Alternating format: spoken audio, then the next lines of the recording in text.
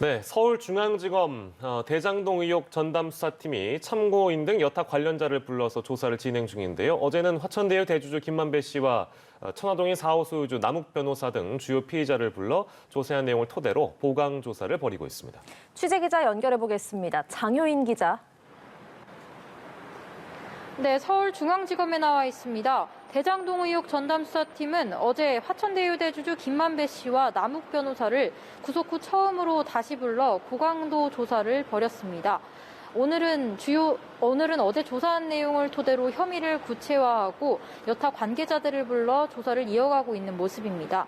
검찰은 오늘 오전 박영수 전 특검의 인척, 대장동 분양대행업체 대표 이모 씨를 참고인 신분으로 불러 조사를 벌이고 있습니다.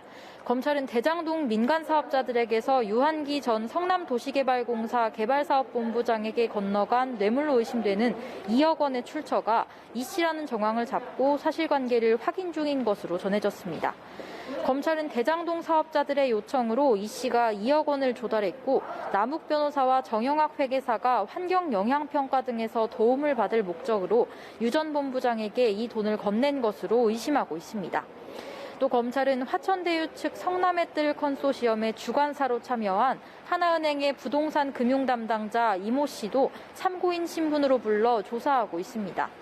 한편 대장동 의혹의 키맨인 유동규 전 성남도시개발공사 기획본부장의 첫 재판은 2주 미뤄져 오는 24일 열릴 예정입니다.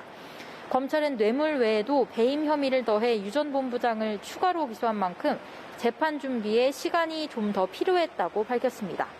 최근 수사팀 내에서 코로나19 확진자가 나와서 수사가 잠시 주춤했던 영향도 일부 있는 것으로 확인됐습니다.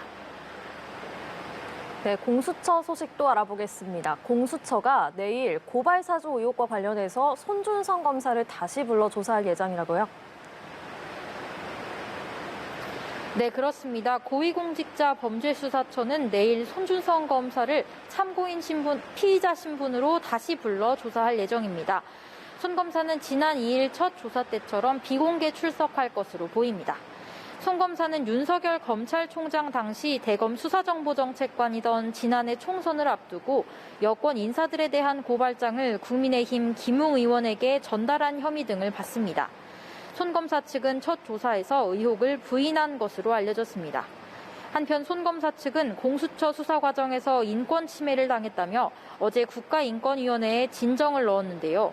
손 검사 측은 공수처가 도주 우려가 없는 손 검사를 상대로 기습적으로 체포영장을 청구했다가 기각된 점, 또 조사 없이 구속영장을 청구한 점 등을 지적했습니다.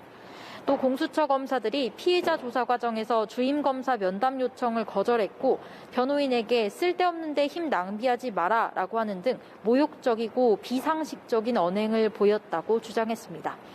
아직까지 공수처는 김웅 의원이 제보자 조성은 씨에게 보낸 텔레그램 메시지에 손준성 보냄이라는 표시 외에는 손 검사의 혐의를 입증할 만한 결정적 단서를 찾지 못한 것 같은 모양새입니다. 영장에서 핵심 인물들을 성명불상으로 적시한 것으로 알려진 공수처가 혐의를 입증할 카드를 찾을 수 있을지 주목됩니다. 지금까지 서울중앙지검에서 연합뉴스TV 장효인입니다.